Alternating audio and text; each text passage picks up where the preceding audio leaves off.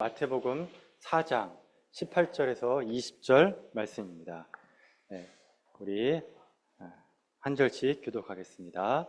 갈릴리 해변에 다니시다가 두 형제 곧 베드로라는 시몬과 그의 형제 안드레가 바다에 금을 던지는 것을 보시니 그들은 어부라. 말씀하시되 나를 따라오라. 내가 너희를 사람을 낚는 어부가 되게 하리라 하시니.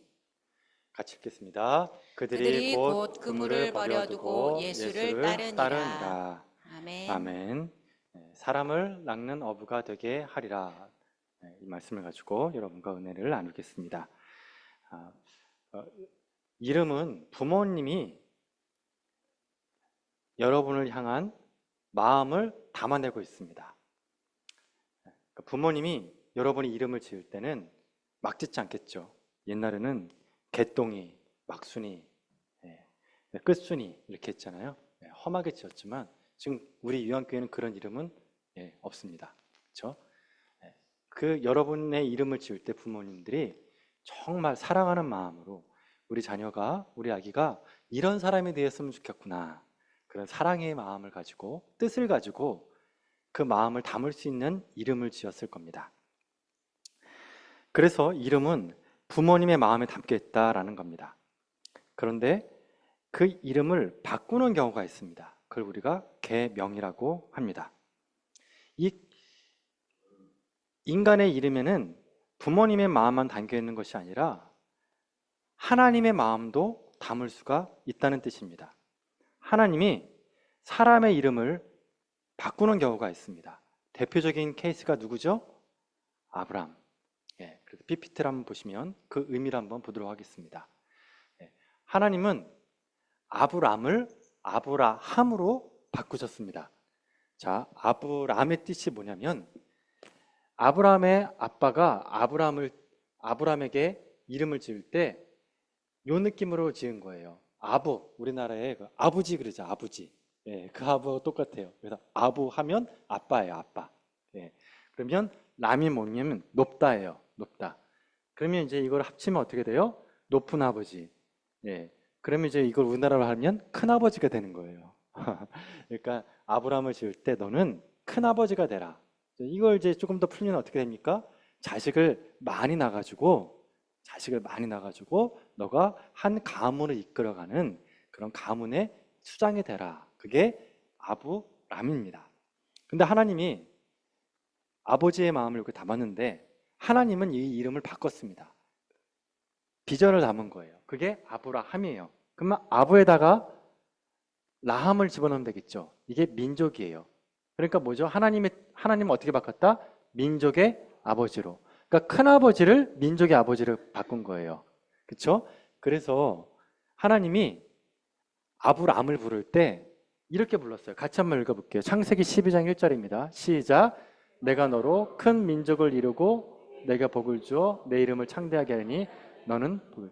자, 뭐를 이루게 한다고요? 이게 아브라함이에요. 아브람을, 너는 아브라함 수준이 아니야. 아브람 수준이 아니라 너를 아브라함으로 만들 거야. 큰 민족으로 만들 거야 라는 뜻입니다. 같은 말이죠. 그래서 계명이란 뭐냐면 선택과 예정이라는 뜻입니다. 하나님께서 아무나 선택하지 않겠죠. 그렇죠? 그러면 선택했죠. 그러면 거기에 뭐가 있냐면 예정이 있는 거예요. 그 예정, 하나님의 뜻을 어디다 담는다고요? 이름에다가 담는 거예요. 그게 바로 내가 너를 아브라함으로 만들겠다, 큰 민족으로 만들겠다는 겁니다. 이게 이름의 뜻이에요. 그러면 이제 우리가 이렇게 질문할 수 있습니다. 왜냐면 목사님, 저는 하나님이 제 이름을 바꿔주신 적이 없는데 그러면 하나님은 저를 선택한 적도 없고 예정한 것도 없습니까? 이렇게 생각할 수 있죠. 근데 그렇지 않습니다. 왜냐하면 하나님이 계명을 시킨 사람도 있지만 원래 이름을 가지고 그 의미를 바꾼 경우도 있어요. 그 대표적인 케이스가 누구냐면 바로 요셉이에요. 요셉의 이름의 뜻이 뭐냐면 더함이에요. 더하기예요. 더하기 빼기 곱하기 나누기 할 때 그 더하기예요. 그건 뭐냐면 그걸 우리 쉽게 얘기하면 번영입니다. 라헬이 사랑을 했는데 애가 없잖아요. 그래서 자기의 몸종한테 애를 낳게 했고, 또 자기 언니가 있는데 언니도 애를 낳네요. 근데 언니의 몸종도 애를 낳네요. 다 자식이 있는데 나만 없어. 근데 하나님이 은혜를 주셔서 애를 하나 낳겠는데 그 첫 번째 아들이 누굽니까? 요셉이에요. 요셉. 근데 다른 자식들은 다 둘 이상이에요. 최소 둘 이상. 그러니까 너무 마음이 불편한 거야. 그래서 기도한 거예요. 그 기도하는 마음으로 요셉을 보면서 주님, 이 자식 하나 가지고는 제가 만족을 못 하겠습니다. 더해 주십시오. 하나는 안 되겠습니다. 더 많이 주십시오. 그래서 더 많이 주십시오의 표현이 뭐라고요? 요셉인 거예요. 그게 더함이에요. 자, 그래서 그 기도가 이루어졌습니까? 안 이루어졌습니까? 이루어졌습니다. 그 요셉의 동생이 누구죠? 베냐민이란 말이에요. 그런데 이거는 라헬의 마음이에요. 그런데 하나님이 이 이름을 계명하지 않은 상태에서 하나님의 뜻을 이루세요. 그 더함, 번영을 어떻게 이루시냐? 아브람을 아브라함으로 만드는 그 과정으로 요셉을 집어넣으세요. 그게 어떻게 되죠? 70명이 가나안 땅에서 70명이 오죠. 그쵸? 그런데 70명이라는 그 사람이 그 70명은 어떻게? 아브람이죠. 한 70명밖에 안 되잖아요. 그런데 그걸 어떻게 돼요? 족장을 어떻게 해요? 민족으로 바꾸잖아요. 어때요? 더했습니까? 안 더했습니까? 더했잖아요. 그래서 사실은 요셉은 계명하지 않은 상태로 하나님이 아브람을 아브라함으로 만드는 이름으로 사용하신 거예요. 자, 그러니까 이렇게 생각할 수 있습니다. 하나님이 내 이름을 바꿔줄 수도 있어요. 하지만 내 이름의 의미를 그대로 쓸 수도 있어요. 내 이름을. 제 이름 최종철 목사잖아요. 최종철.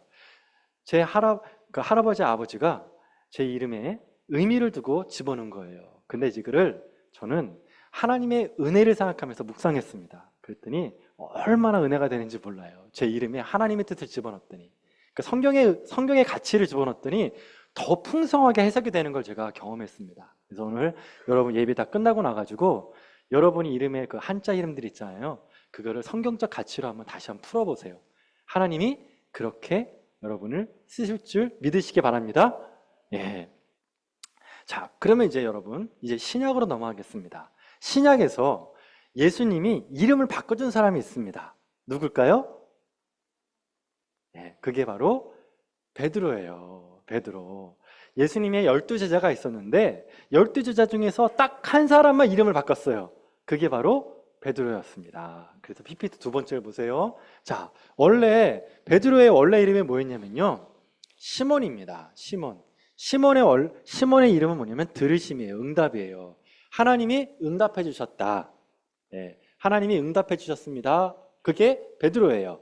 그러니까 응답으로 얻은 자식이겠죠. 근데 예수님이 뭐라고 했습니까? 내가 너를 이제 게바라 하리라. 게바는 뭐냐면 반석이란 뜻이에요. 아람어로. 게바를 번역하면 베드로예요. 헬라어로 반석이에요. 그러니까 예수님은 이 시몬을 어떻게 바꿨다고요? 반석으로 바꾸신 거예요. 그래서 우리 시몬 베드로라 그러죠. 시몬 베드로. 원래 이름은 시몬이었지만 베드로로 바꿨다. 반석으로 만들어주신 거예요. 그런데 여러분, 아까 그랬죠? 이름이란 뭐라고요? 마음을 담는 그릇이라고요. 이름은 마음을 담는 그릇이에요. 하나님의 비전을 담는 그릇이에요. 하나님의 그 사람을 향한 뜻이 담겨 있다고요. 그렇죠? 자, 그러면 베드로를 어떻게 하겠다? 내가 너를 반석으로 만들어주겠다 그랬죠? 그렇죠? 그럼 그게 이루어져야겠죠? 그 비전이. 그게 바로 16장 18절 말씀이에요. 마태복음. 자, 같이 한번 읽어볼게요. 시작. 또 내가 내게 이르노니 너는 베드로라. 내가 이 반석 위에 내 교회를 세우리니. 자, 아까 베드로의 뜻이 뭐라고요? 반석. 페트로스예요. 반석. 그렇죠? 그런데 이 반석 위에 뭐예요? 페트로스예요. 똑같은 페트로스라니까요. 근데 왜 위에는 페트로스고 밑에는 페트라냐? 이 반석이라는 거를 이름에다 쓸 땐 페트로스예요. 근데 사물에다가 쓸 때는 페트로예요. 페트라. 그러니까 같은 뜻이에요. 예, 이거를 사람한테 쓰냐 사물한테 쓰냐의 차이일 뿐이에요. 그러니까 어때요? 그 베드로를 향한 예수님의 뜻이 이루어졌습니까? 안 이루어졌습니까? 이루어졌다니까요. 그래서 여러분, 이름이 정말 이름값을 하는 거예요. 하나님이 여러분의 이름을 통해 이렇게 역사하는 겁니다. 예. 자, 그러면 이제 이렇게 해서 베드로 이름을 바꾸셨고, 그리고 그 이름에 따라 하나님의 뜻을 이루셨다. 자, 여기까지가 끝났고요. 자, 그러면 이 사건이 언제 일어난 사건이냐면은 요한복음 1장 때 일어난 사건입니다. 그래서 여기서 우리가 한번 생각을 정리할 필요가 있습니다. 우리가 생각할 때 예수님과 베드로가 처음 만난 곳은 갈릴리 바다다 생각하고 있잖아요. 근데 그게 아니라는 거예요.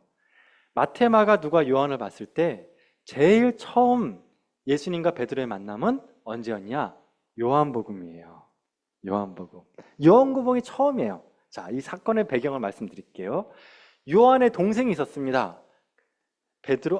베드로의 동생이 있었습니다. 그게 누구냐면 안드레예요, 안드레. 근데 안드레가 세례 요한한테 세례를 받았어요. 그런데 세례 요한이 뭐라 그러냐면 예수님을 보면서 이랬어요. 세상 죄를 지고 가는 어린 양을 봐라. 그랬더니 안드레가 예수님한테 간 거예요. 근데 메시아인 거예요. 그래서 안드레가 자기 형한테 갑니다.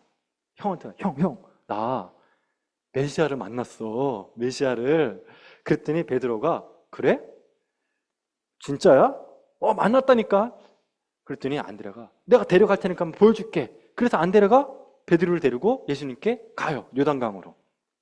근데 이때 베드로가 실망합니다.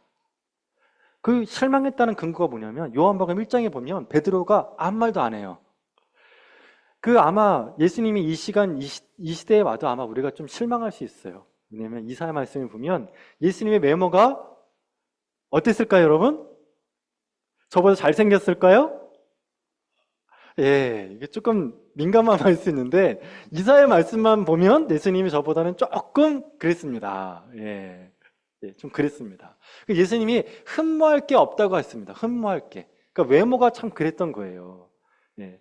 근데 그뿐만이 아니라 요단강에서 이제 예수님 시작하니까 옷도 그렇고 외모도 그렇고 분위기도 그렇고 메시아 같은 느낌이 전혀 안 드는 거예요. 그래서 베드로가 실망한 마음이었어요.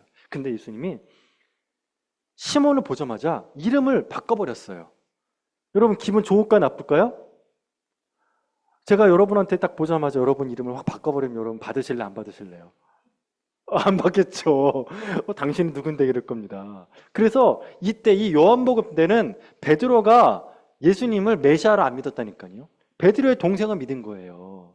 그래서 베드로가 실망하고 다시 갈릴리 바다로 온 거예요. 와가지고 다시 어부를 한 거예요, 어부. 그래서 어부 생활을 이렇게 하고 있는데 그때 예수님이 온 거예요. 그냥 혼자 온 게 아니라 예수님이 오면 사람들이 다 따라오잖아요. 수없이 많은 사람들이 예수님하고 같이 이렇게 온 거예요, 베드로한테. 근데 마침 그때 베드로가 뭐 하고 있었냐면 아침이었거든요. 베드로가 배를 육지에 딱 대고 이제 그물을 씻고 있었어요. 예, 아유, 힘들어 죽겠다. 밤새도록 일했는데 한 마리도 못 잡고 막 이렇게 씻고 있었는데 그때 예수님이 딱 등장한 거예요. 이제 여러분, 예수님과 지금 베드로는 초면이에요, 아니에요? 아니라니까요. 초면이 아니에요. 그래서 그때 예수님이 뭐라고 그러냐면 베드로한테, 야, 네 배 좀 쓰자 그랬어요. 그랬더니 베드로가 쓰십시오. 그런 거예요. 그래서 이제 베드로는 이제 그물을 이렇게 씻었잖아요. 이제 그 그물을 이제 어깨에다 딱 메고 육지로 올라왔습니다. 자, 이제 베드로 육지에 올라왔으니까 그다음 뭐 해야 될까요? 씻었으니까 손질을 해야 돼요. 이제 수리하는 거예요. 찢어진 데 있으니까 찢어진 거 그물을 막 손질하고 있었고 그때 예수는 뭐 했냐면은 배 위에 올라갔어요. 그리고 얘기합니다. 이 배를 육지에서 좀 멀어지게 해줘라. 그래서 좀 멀어지게 했습니다.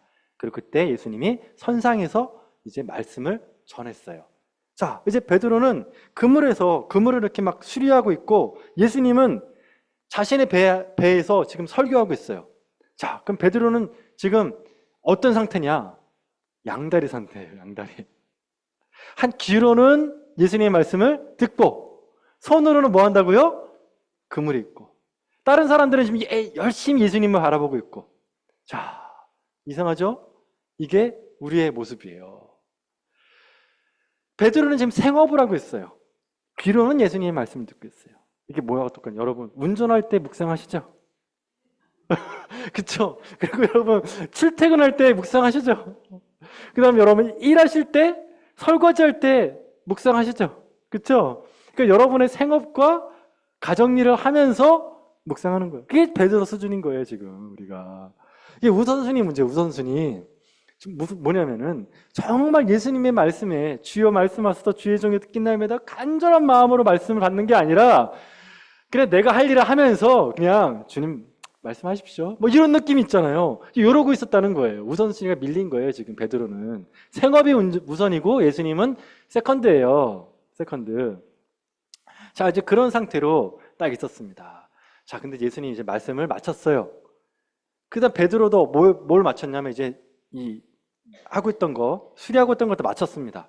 이제 사람들이 다 이제 흩어집니다. 말씀 끝났으니까. 이제 베드로가 그물을 다시 다 어깨에 딱 메고 배를 향해 갔습니다. 왜냐면 이제 그물을 배 위에 올려놔야 되니까. 딱 이제 딱 올려놓고 이제 예수님 이제 가시죠. 저도 이제 밤새도록 힘들었기 때문에 좀 잠 좀 자야겠습니다. 딱 그랬는데 그때 예수님 뭐라 그랬습니까? 예? 뭐라고 하죠? 깊은 데로 가서 그물을 내려 고기를 잡으라. 그물을 내려 고기를 잡으라. 여러분, 이때 이 말을 들었던 베드로의 마음은 어땠을까요?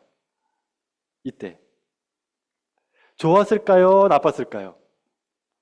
일단 아주 불편했습니다. 왜냐하면 주님, 고기를 잡으라고 말씀하려면 아까 그 그물 씻을 때 얘기하시든지, 예? 그물 씻을 때. 내가 지금 다 끝난 다음에 조업 끝내고 나서 이제 그물 내리려고 하고 씻으려고 할 때 그때 얘기했으면 내가 좀 어떻게 괜찮을 텐데 이제 다 수리까지 끝내고 이제 집에 가서 잠 좀 말라 그럴 때 왜 이때 얘기하십니까? 왜 이때 얘기하십니까? 라는 마음이 든 거죠. 자, 이거 보면 예수님이 우리에게 언제 얘기하시는지를 알 수 있어요. 언제 얘기하시냐? 우리가 실패할 때. 실패할 때. 그리고 내가 끝났다고 생각할 때 그때 말씀하세요. 내가 실패하고 끝났다. 이제 더 이상 이제 난 그냥 쉴랜다. 나 들어가다 가서 그냥 너무너무 힘들어. 난 이제 스트레스 너무 받았어. 나 이제 쉴 거야. 하고 포기할 때 내가 끝났다고 생각하는 그 끝에서 예수님은 시작하신다는 겁니다. 그래서 우리가 앞으로 묵상하게 될 말씀, 심령이 가난한 자는 복이 있나니 천국이 저의 것이며. 내 마음이 가난해졌을 때, 실패하고 내 교만이 꺾이고 내가 높았던 마음이 낮아졌을 때 그때 주님이 찾아오시는 겁니다.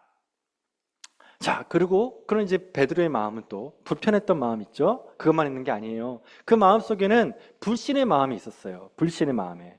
거기 보면 누가복음 5장 5절 말씀 같이 한번 찾아볼게요. 누가복음 5장 5절 말씀. 자, PPT 다음 PPT 떼어주시겠습니까? 예. 자, 이걸 이제 앞을 PPT를 보셔야 되겠습니다. 자, 이 5절 말씀에 보니까 자, 시몬이 대답하되 뭐라고 얘기합니까? 선생님이라 그러죠. 자, 이 얘기는 뭐죠? 아까 베드로가 예수님을 메시아로 믿었어요? 안 믿었어요? 안 믿었다니까요. 요때까지 베드로는 예수님을 누구라고 알았다고요? 선생님, 라삐어. 예, 아직까지는 주님이 아니에요. 라삐어예요, 라삐어. 예, 라삐어 하라면서 뭐라고 합니까? 무리들이 밤새도록 수고하였으되 잡은 것이 없지만은 말씀에 의지하여 내가 그물을 내리리이다. 자, 그러니까 라삐어 선생님이 했다는 얘기는 지금 베드로가 예수님을 메시아로 믿지 않았다. 그리고 여러분, 베드로의 전공이 뭡니까? 어부. 예수님의 전공은 뭐예요? 목수. 지금 번데기 앞에서 뭐 하는 거죠? 주름 잡는 거예요. 내 전공이 있고 예수님의 전공이 있는데 예수님이 잘 모르고 저런 말씀을 하시네? 잘 모르고 말씀하시는 거야. 그러니까 베드로의 지금 이 마음은 불편했던 마음과 불신의 마음, 불편한 마음과 불만과 불신이 가득했다. 예수님을 믿지 않은 거예요. 메시아라도 믿지 않은 거예요. 그런데 베드로의 이 불신의 마음에 딱 한 가지 잘한 게 뭡니까? 말씀에 의지하여 순종하겠습니다. 순종이에요, 여러분. 그래서 여러분, 우리가 여기서 뭘 깨닫게 되냐면 믿어야만 순종하는 것이 아니라는 거예요. 내가 100% 믿어야만 순종하는 것이 아니다. 믿음이 없어도 뭐 할 수 있다? 순종할 수 있다. 뭐에 의지해서? 말씀에 의지해서 할 수 있는 거예요. 말씀에 의지해서. 그리고 우리 마음속에 겨자씨만한 믿음만 있어도 예수님은 어떻게 하시죠? 그거를 사용하신다니까요. 그러니까 여러분, 난 정말 믿음이 없어. 난 너무 부족해. 괜찮아요. 뭐만 하면 된다고요? 순종하면 돼요. 주님은 우리의 믿음도 보시지만 모두 귀하게 여긴다고요? 순종을 귀하게 여기세요. 제가 순종 얘기했더니 여러분 표정이 별로 안 좋아하세요. 예, 믿음 얘기할 땐 좋은데 순종 얘기할 땐 별로 안 좋은 거라고요. 예. 근데 여러분, 오늘 우리가 묵상하게 되는 이 베드로의 부르심을 보면 그 포인트가 어디 있냐면 베드로의 믿음이 아니라니까요. 베드로의 믿음이 아니라 베드로의 뭐의 포인트가 있어요? 순종이 있다니까요. 겨자씨 같은 믿음 또는 믿음 없는 상태, 예수님을 그냥 선생님이라고 믿는 그 정도의 상태도 예수님 어떻게 했다? 받아주는 거예요. 근데 예수님이 귀하게 본 건 뭐라고요? 순종이니까요. 순종. 자, 그 순종을 보시고 어떤 일이 있었습니까? 베드로가 가요. 근데 여러분 이때 잘 생각해봐요. 예수님이 지금 배 위에서 설교했다 그랬죠. 배 위에 설교했어요. 그리고 설교가 끝나자마자 배가 지금 떠나서 배를 물고기 잡으러 갔죠. 그럼 이때 예수님이 어디 있었을까요? 땅에 있었을까요? 배에 있었을까요? 예, 아직 배 위에 있는 거예요. 예, 그러니까 지금 예수님은 배에 탔죠. 베드로의 배 위에. 그리고 물고기 잡으러 가라 그랬죠. 명령했죠. 그쵸? 그리고 같이 간 거예요. 베드로하고. 그 예수님이 그런 거예요. 자, 여기다가 물 던져라. 그물을. 거기 던졌거든요. 그랬더니 여러분, 그물이 찢어질 정도로 많이 잡혔어요. 그물이 찢어질 정도로. 너무 놀랐습니다. 아니, 세상에 내 평생에 내가 이 갈릴리에서 수없이 많은 경험을 했음에도 불구하고 단 한 번도 경험하지 못한 일을 경험한 거예요. 너무 놀란 거예요. 근데 혼자 힘으로는 도저히 끌어낼 수가 없어요. 그때 분명히 베드로하고 안드레가 같이 있었을 거예요. 베드로, 안드레. 그래서 베드로가 부릅니다. 야고보, 빨리 와봐. 큰일 났어. 우리 지금 이거 다 담을 수가 없어. 그래서 옆에 있던 야고보, 동업자로 나와요, 성경에는. 동업자 야고보가 또 배를 가지고 옵니다. 그래서 두 배가 같이 그 그물을 끄집어 올렸는데 놀랍게도 그 배에 물고기가 가득 차가지고 가라앉을 정도로 섰다 그랬어요. 가라앉을 정도로. 자, 그럼 몇 명이 놀랐냐? 4명이 논 거예요. 베드로, 안드레, 야고보, 요한. 이 4명이 다 놀란 거예요. 그러면서 그때 베드로가 깨닫게 됩니다. 내가 죄인이구나. 내가 믿음이 없었구나.